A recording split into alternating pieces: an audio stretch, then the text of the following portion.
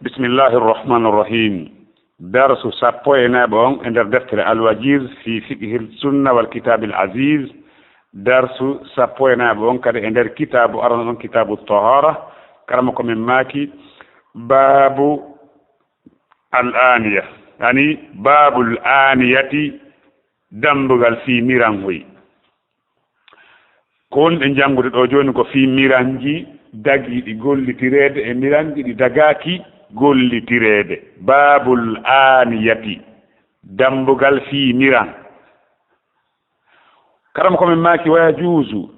hino dago isti'malu gollitirgol al awani miranji din kulliha kala majji illa siwana aniyata dhahabi miran kanye wal fiddati e kadise fa innahu noko woni yaharumu hino harmi al akulu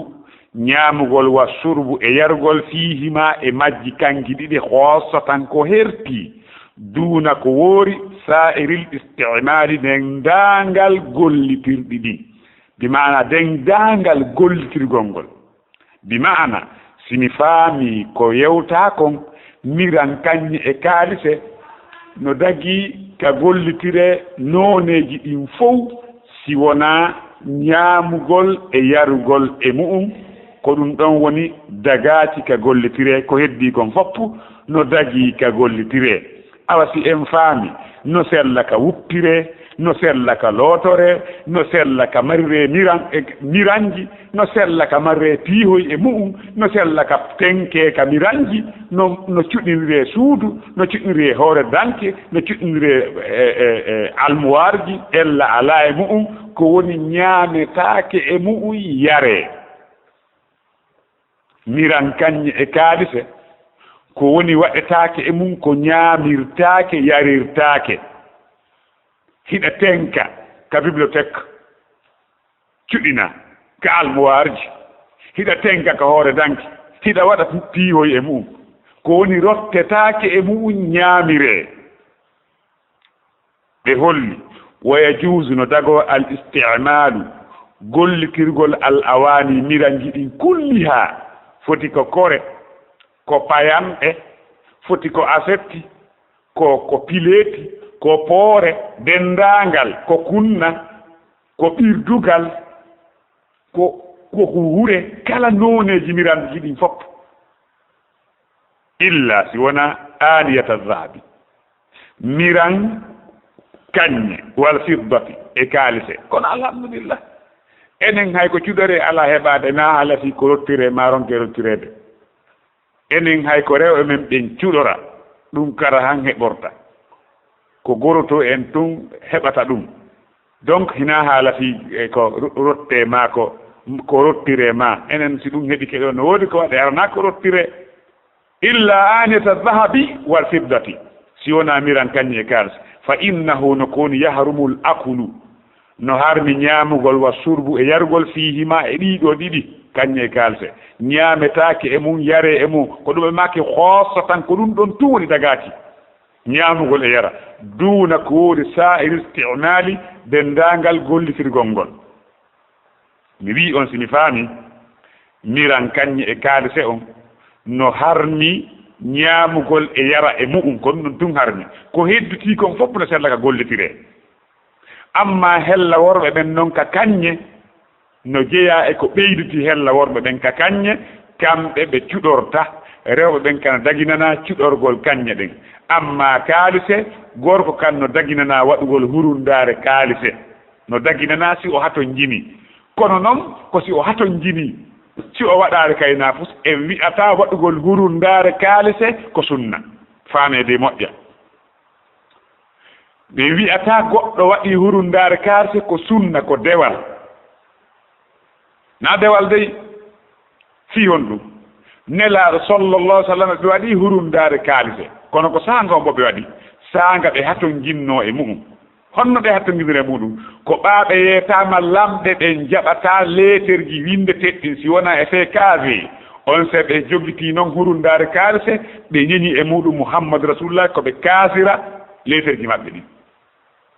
cela veut dire ko ɓaaɓe haton jini e mum ɓe jogiti haade ɓe alano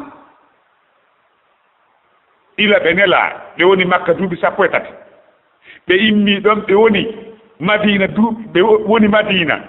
duuɓi 6 ɓe madina ɓe jogi taati hurundare kañƴe kalse hega hurundare kalse koka hitande 6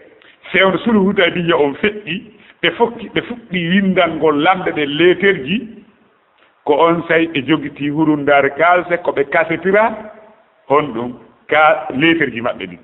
donc a ko ɗum waɗi yiwɗen no sellaka on tigi jogito hurundare kalse foti noon ko ciɗorgol jogirɗa mi wiyata ko ella ɓanela a jogitike foti ko ɗum kono a wiyata ko sunna ko dewal wonɗa jogitade hurundare kalse amma hurundare kañƴe kan no harmani gorko woni fiw ɓe holli waya juuti no dago al istimalu gollitirgol al awani miranji ɗin kulli ha kala majji illa si wona aniyata zahabi miran kañƴe wal fiddata e kalise fa innahu noko woni fi yahrumul akulu no harmi ñamugo wa surbu e yargol fihima e majji hoosatan ko herti ñamugol yargol ngol tun duna ko woori sa'idal istimal dendangal gollotira ɗen dalilu mo an hudayfata e gama hudayfa hawnata ko ɗum yamani radiyallahu anhu wel allah ne makko anna nabiya no annabajo on sallllahu alayhi wa sallam qala nelaɗo maki la tasrabu wota on yaru fi aniyati zahabi e miran kañƴe wal fiddati e kalise wota on yaru e miran kañƴe e kalise wala talbasu wota on ɓorno ar harira coñci harir wat dibaji e coñci cuɗoraɗi harir ko wiyete dibaji ko coñci cuɗiraɗi harir tano jilla e noone goo ko wiyete dibaji fayi harir ko hariru on to hunde melan sabi wiyete harir dibaji ko si harir on ƴettama jildama e coñcol goo cuɗirama ko ɗum wiyete dibaji fa innaha no oɗo harir e kañƴe e kalise lahum ko wonande heferaɓɓen fi duniya ka aduna accaneɓe kano ɗo ɓe naftora wala kum noɓe noon fil akhirati ka lahara inchallah si on hutori no yamiroje allah on acci ko haɗi kon kañƴe e kalise e harir laara ɗum noodene wa hullu asawira bimada wa hullu asawira min zahabin ko fidda ton dolle yo allah hokku en ton ana fawi en honɗum accirgol ɗum ɗo ko anna ɗo wona ɓa en heɓani ɓe gandi ɓe holli wonde ko wiyete kon ko waɗɗi kon bimana farilla on ko neɗɗo huuɗo on o heɓa baraji kono kon on huuri ko imtisalan tawa ko huwirɗa koko farliɗo tawa ko huwirɗa ko farli kon ko huugol yamirore allah nden huwirɗa koko farliɗo ko on se heɓata baraji e mum si tawi ko accirɗa ko harmi kon ko ɓa allah haɗi a heɓe baraji e mum si tawi noon ko accirɗa ko harmi kon ko accirɗa ko harmi kon ko ɓa a heɓali feere a ala baraji ko acciɗa kon misal joni ko haɗi an ɓornoɗa hurundare kañƴe ko ɓa a heɓali a gorko ko ɓa a heɓali ko ɗum haɗi ɓornoɗa an a ala baraji ko a ɓornaki kon c'est pourquoi ko ɓa a heɓali feere e ja heɓno feere a waɗayno oɗo baltore mo mari junubu anndi e makko bonɗo on o ala junubu gollal ngal waɗi ɓawa waɗali ngal ala junubu maggal kono anndi e makko bonɗo mari junubu muɗum nelaɗo maaki la tasrabu wota on yar fi anati zahabi e miran kañƴe wal fiddata e kalise wala talbasu wota on ɓorno ar harir coñci biriyayɗi ɗi harirji wat dibaji ko wiyete dibaji ko harir cuɗora coñci goo fa innaha no ɗum lahum konande ɓe fi duniya kanna wala ko noon fi laata ka lahara yo allah subahana okku en lahara wa an ummi salamata hadis ɗimma on e gaama e ummi salama radiallahu anhu eɗen anndi oɗo ko sonnaje nelaaɗo sallllahu alayhi wa sallam anna rasulallahi wonde nelaaɗo allah sallllahu alayhi wa sallam qaal nelaaɗo maaki alladi on yashrabu wonɗo yarude fi aniyati zahabi e kan fi ina'i zahabi emir fi ina'i fiddati enfin alladi on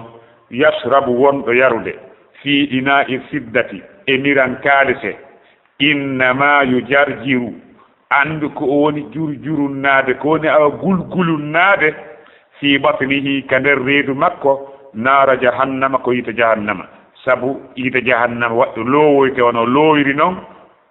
ɗan ndiyan ka nder reedu makko e jeya ɗum ɗo yarirgol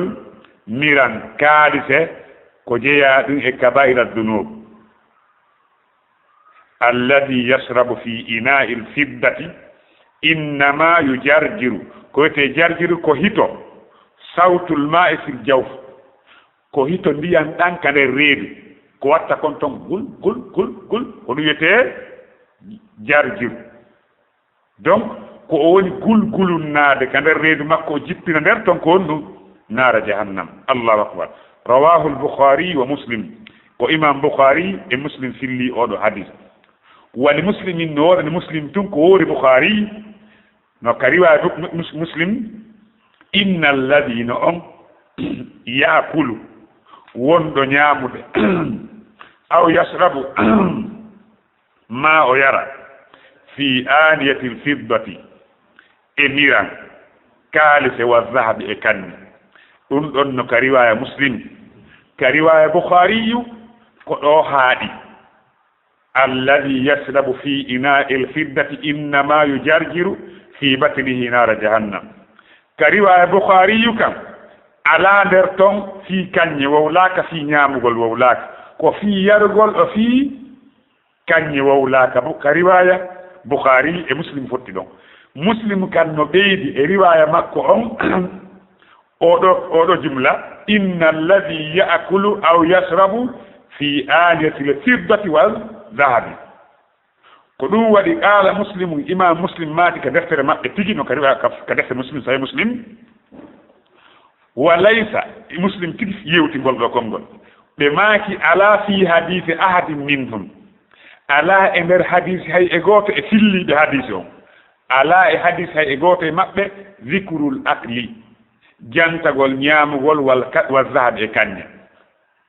illa si wona fi hadise e hadise ibnu mushirin ko ibnu mushirin ko kanko tun jogii oɗo riwaya mo tawata hara no e muɗum jantagol honɗum jantagol ñaamugol ngol e jantagol kanñe ɗe amma ko heddi kon ala e bimana e ko heddi kan riwayaji heddi ɗin ala e mum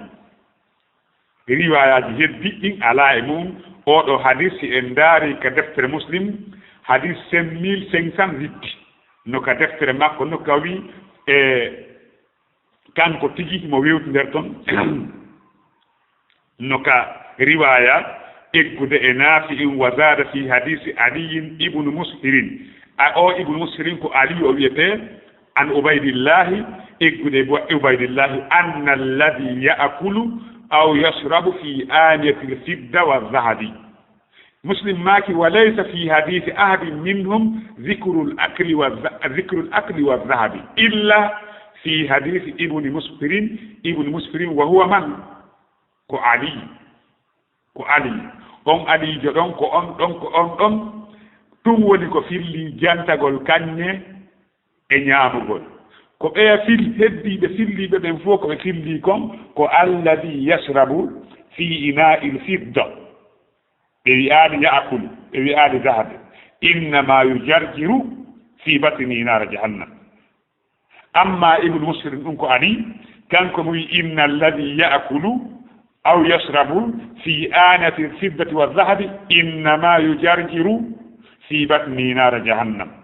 ko ɗum ɓe holli qaala imam muslim maaki wa laysa ala fi hadise ahadin e hadise hay e gooto minhum e filliɓe hadise on ala e maɓɓe ɓe fof zikrul akli jantagol ñaamugol wa dahabi e kanñe ko woni e ton ko surbul